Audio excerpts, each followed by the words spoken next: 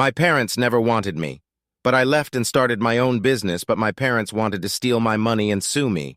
My parents were never fond of me. They were high school sweethearts and even attended the same college. They had grand plans to travel the globe and immerse themselves in different cultures, but all of those dreams were dashed when my mother discovered she was pregnant while still in college. They considered terminating the pregnancy, but their parents didn't allow it. Eventually, my mother had to drop out of college and stay with her parents because she couldn't handle the gossip and judgment from others. That's how I came into the world. My mother despised me, but my grandparents adored me. For a long time, I believed my mother was my sister, and my grandparents were my parents, as she never spent time with me. She would either ignore me or yell at me if I sought her attention. My father was also absent, so I had no idea he even existed. My parents continued dating during this time.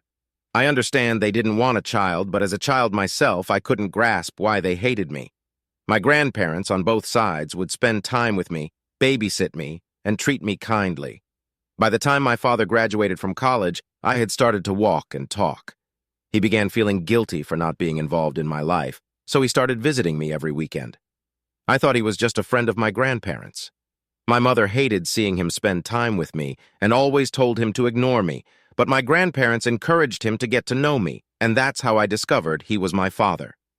Once he got a job, he proposed to my mother, and they moved in together. My father wanted me to move in with them so they could take care of me, but my mother was adamantly against it. My grandparents were aging and wanted my parents to take responsibility for their actions. Reluctantly, my parents took me in, and at the age of 5, I moved in with them. Saying I hated living with my parents would be an understatement. It was like the light in my life was replaced by darkness.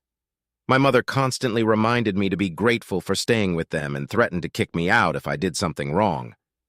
My father worked all day and came home late at night. When I wanted to spend time with him, he would tell me he needed some time alone and urged me to go to bed, saying he couldn't handle me that day. I went from living with my loving grandparents to living with parents who despised me. I didn't understand why, but I knew I was unwanted. My parents never bought me toys or treats like other kids. Sometimes I went to school with incomplete assignments, and when my teacher called my mother, she would scream at me for being lazy and tell me to take responsibility for my studies. I was so terrified of her that I started doing my homework diligently, hoping she would accept me someday, but she never did. My father didn't care about my daily activities or school performance and continued living in his own world. As I grew older, I began to understand how my parents truly felt about me. I noticed how differently my parents treated me compared to other kids. I watched as other parents dropped off their children, hugging, kissing, and smiling at them. I never experienced any of that. It was as if I lived with strangers. This made me question whether I was truly my parents' biological child.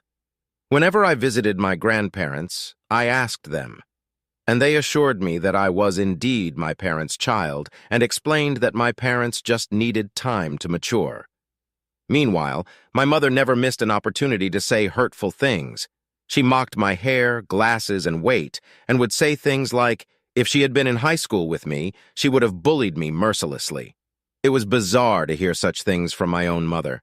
I was allergic to milk, something my grandparents knew well, but my mother refused to accept it. One day, she forced me to drink milk, claiming I was faking my allergy to be cool and that kids in her time never had allergies. This resulted in a severe allergic reaction, and I ended up in the hospital. The incident shook her, especially when the police came to talk to her. After that, she learned her lesson and never gave me milk again. My dad also yelled at her and she cried. My grandparents rushed to the hospital to be with me, and there was a lot of discussion while I was recovering. After this incident, my parents' attitude towards me softened. My mother started waking me up for school and helping me get ready, and my dad would spend time with me in the evening and tuck me into bed. I don't know what changed, but they began treating me like a human being. It was strange but pleasant to see my mom asking about school, or my dad inviting me to watch football games with him. This is how I began to get to know my parents better. I think I was born with a lot of empathy because I didn't hold any resentment towards them. The three of us would sometimes go to the beach on weekends, which remains one of my favorite memories. I was no longer jealous of the kids in my class because my parents started to show me some love. When I turned 15, I discovered a talent for crocheting, a skill my grandmother, my mom's mother, had taught me. By this time, my grandfather had passed away, and my grandmother would crochet and sell her beautiful handmade creations at the local craft fair each year to earn a few $100s. The intricate patterns and vibrant colors she used fascinated me, and I eagerly absorbed every detail of her craft. As I spent more time honing my crocheting skills under her guidance, a deep passion for creating unique and personalized items blossomed within me. Inspired by my grandmother's entrepreneurial spirit, I decided to try selling my own crochet creations. With her encouragement, I set up a small booth at the same local craft fair where she showcased her work. The response was overwhelming, and I quickly realized that my passion could also be a source of income. Word spread about my talent, and soon I was taking custom orders from classmates, friends, and even people in the community. Each piece I crafted told a story, and customers were drawn to the idea of owning something handmade and unique. As my small business grew, so did my skills and creativity. I began experimenting with different yarn textures, colors, and patterns, pushing the boundaries of traditional crochet. My creations evolved from simple scarves and blankets to intricate wearables and home decor items. The positive feedback and repeat customers fueled my determination to refine my craft further. When I started earning significant money, my grandmother suggested I open a savings account to manage my finances better. My grandmother suggested saving my earnings for college. When I shared this with my parents, their eyes widened in shock upon hearing how much I had been earning. Until then, they thought crocheting was just a silly hobby. When they realized I was making a significant amount of money for my age, they vehemently opposed it. My dad threatened to burn all my crochet pieces and insisted he wasn't working hard to pay for my education so I could waste time on stupid things. My mother banned me from visiting my grandmother's house. They demanded that I hand over the money I had earned, but when I told them it was all with my grandmother, they called her and started yelling. When my grandmother realized they were trying to take my money, she refused to give them anything, while my parents screamed about how they deserved every cent. This made me realize my parents hadn't changed over the years. They were still as selfish and self-serving as ever. I couldn't give up my passion for crocheting, and I wasn't about to lose out on earning money that could potentially fund my college education. Seeing how my parents behaved, there was a good chance they might not even send me to college, so I needed to take matters into my own hands and work towards my future. I devised a plan to visit my grandmother's house every weekend to work on my designs. I lied to my parents, telling them I was spending time and sleeping over at my best friend's house, who knew about the situation and supported me. I would then go to my grandmother's place, and we would crochet together to fulfill the pouring orders from clients. My grandmother played a pivotal role in building my business, and I also embraced different online platforms like Instagram, TikTok, and Facebook to reach a broader audience. Social media became a powerful tool for showcasing my work and connecting with fellow artisans. The digital realm opened up endless possibilities, allowing me to share my passion with a global community.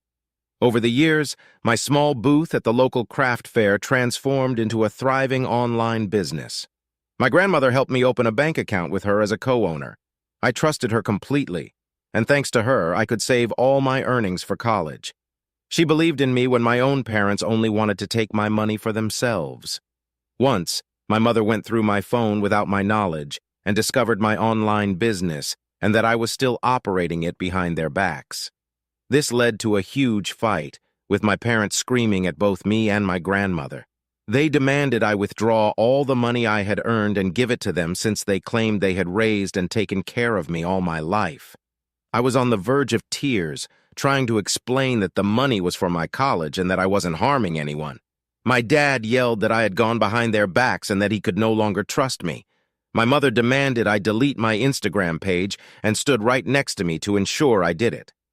I cleverly deactivated my account instead, planning to reactivate it once I was free from my parents.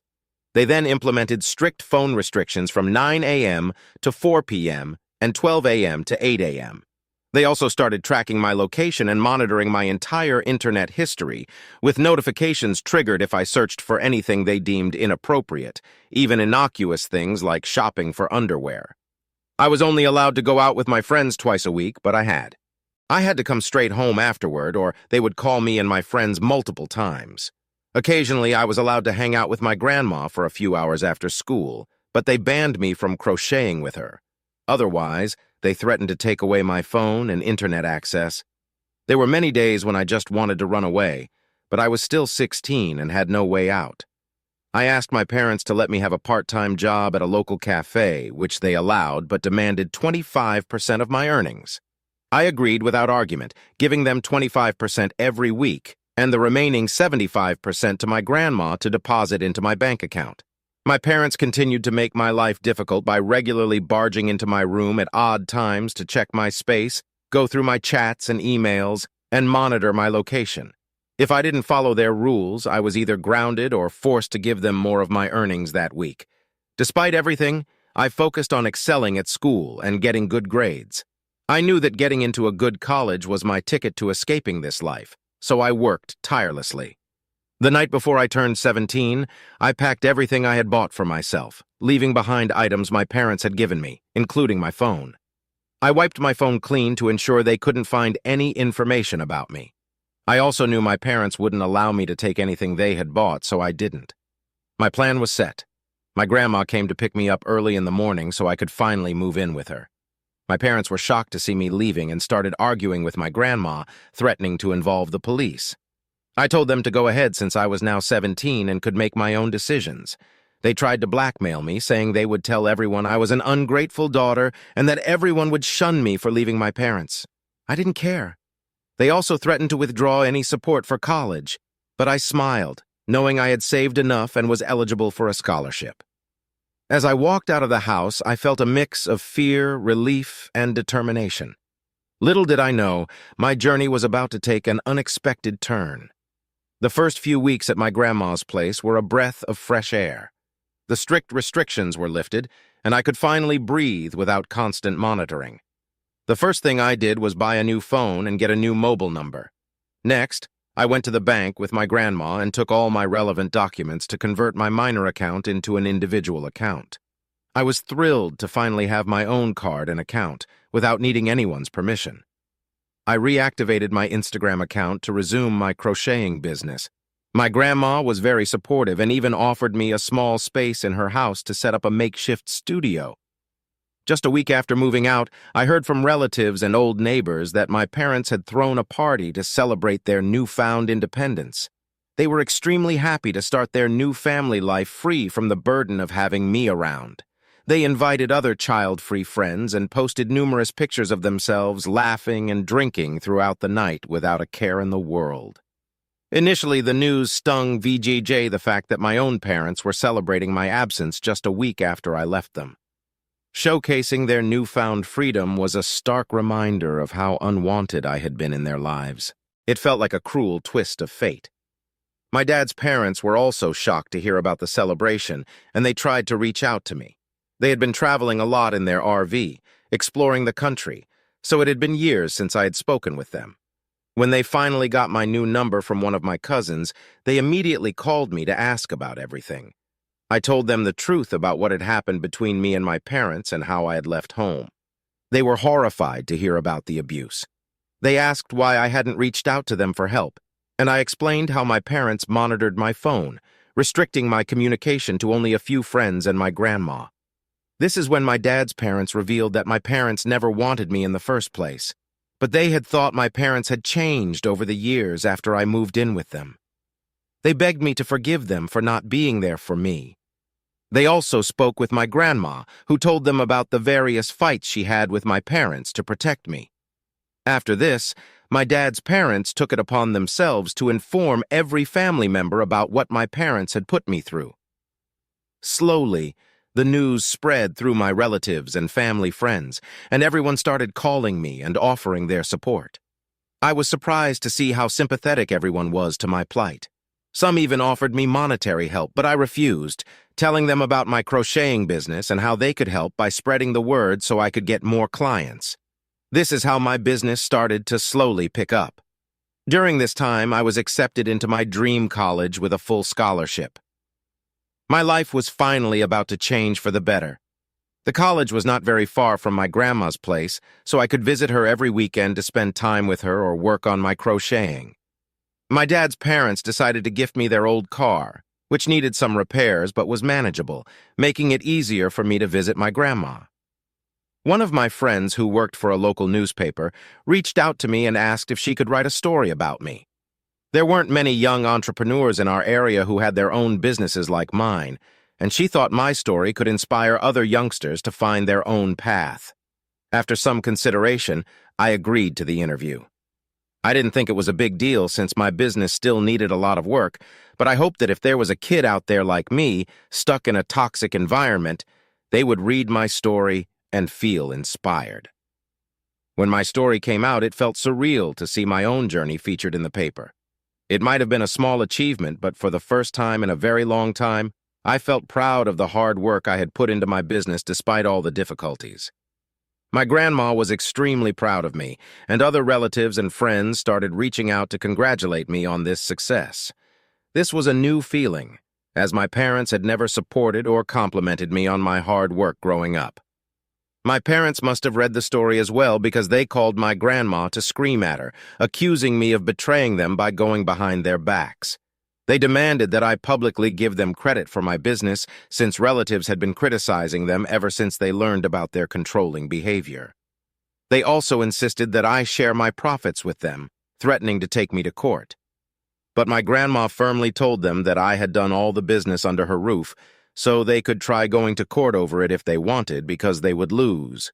I was so angry at how my parents were behaving that I wanted to scream and yell at them, but I knew I couldn't do that. Instead, I organized a small celebration and invited my close family members and friends so we could celebrate the success of my hard work and business. Since I was going away to college, I felt like I deserved one last hurrah with people who genuinely loved me. We had a great time throughout the night. Of course, word spread to my parents, and somehow they got hold of my new number. They started texting me about how I was just an ungrateful daughter and how they wished they never had me.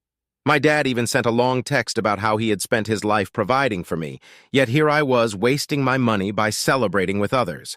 Was I in the wrong for having a party to celebrate with my loved ones when my parents also had a celebration after I moved out? Update 1. When I posted my story on Reddit, I had no idea it would blow up in just a few days. I have seen my story on TikTok, and it scares me that my parents might find out about this. For my sake, please pray that they don't find out anything. As per the comments, I understand that many people want me to block my parents permanently, and I plan on doing exactly that. However, I do want to send them a final email telling them about everything they have put me through so they know exactly what I have been experiencing. I am not a doormat, as some of you have been calling me. I am just a young person who had extremely toxic parents, and it's difficult for me to drop them. Society always teaches us that our parents always want the best for us, but no one ever teaches us what to do when you end up with toxic parents and how to cut them off. I understand if some of you blame me for letting my parents walk all over me, but please understand that I am young and learning slowly to stand up for myself. Update 2. Hi, everyone. Thank you to those who have reached out to me with supportive messages and shared similar situations they have gone through. As I mentioned earlier, I did write an email to my parents. My grandma helped me pen down my thoughts more clearly. Here is the content of the email. Dear Mom and Dad, I've spent a considerable amount of time reflecting on our past, present, and the potential future of our relationship. It's with a heavy heart that I've come to the realization that for my own well-being and growth, I need to sever ties with you both. I have spent my entire childhood yearning for your love and attempting to meet your expectations, but for some reason I was never enough. Over the years, I've worked tirelessly to understand the reasons behind your apparent dislike for me and to strive to be accepted into your lives, but you both never accepted me. From the earliest memories when Mom forced me to drink milk despite my allergies to the times I felt like a stranger in my own home, your actions have shaped my perception of how toxic our family is. Yet through it all, I held on, hoping for a change, for a connection that never happened. Unfortunately, when I found solace and purpose in crocheting thanks to Grandma's guidance, I thought it might bridge the gap between us. As I built my business, your attempts to undermine and control me only solidified my decision to break free from this toxic environment. Your insistence on claiming a share of my hard-earned money, threatening legal action, and attempting to control my celebrations only further highlight how toxic you all are for me. I want you to understand that this decision is not an act of revenge or an attempt to hurt you. It's an expression of self-preservation, a step toward building a life that is free from toxicity and filled with the love and support that every child deserves. I harbor no ill will toward either of you, but I need to prioritize my mental and emotional well-being. Thank you both for pushing me to become independent and for underestimating the potential within me.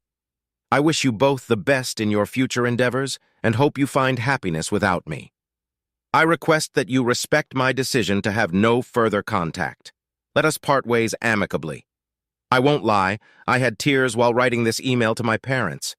I know I should be strong and remember all the bad things they have done to me, but it's so hard to cut off your parents. As children, we are conditioned to love them, and it's difficult to break free from that mindset. After sending the email, I blocked them everywhere. In a few days, I will be heading off to college, and I'm a bit nervous about it. My grandma and my dad's parents are going to help me move into my new dormitory. I am excited about meeting new people and making new friends. To everyone asking, my crocheting business is doing well, and I won't quit it despite being in college. I love making unique designs, and this is my passion, so I will work hard to manage it alongside my studies. This is the only update I have for now. Update 3. Wow, it's been 6 months since my last update. I can't believe how much time has passed and how different my life is now. First and foremost, I am thriving in college. The classes are challenging, but I'm putting in the effort to maintain good grades.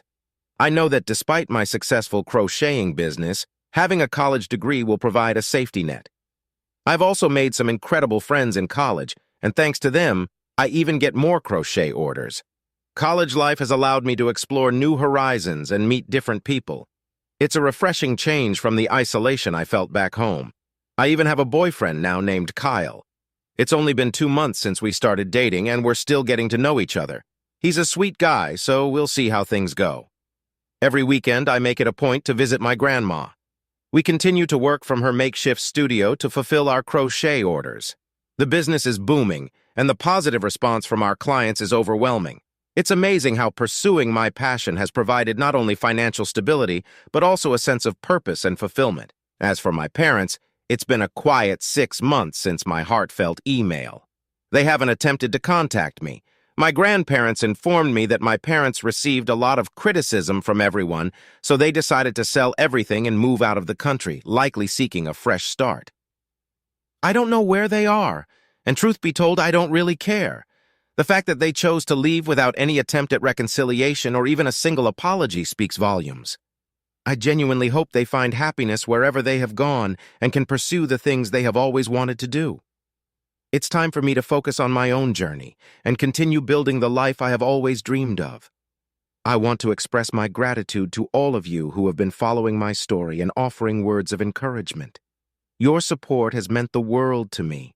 If there's one lesson I have learned through all of this, it's the importance of surrounding yourself with people who uplift and believe in you. Thanks to my grandma and friends who believed in me, I am where I am today. This will probably be my last update. Thank you, everyone.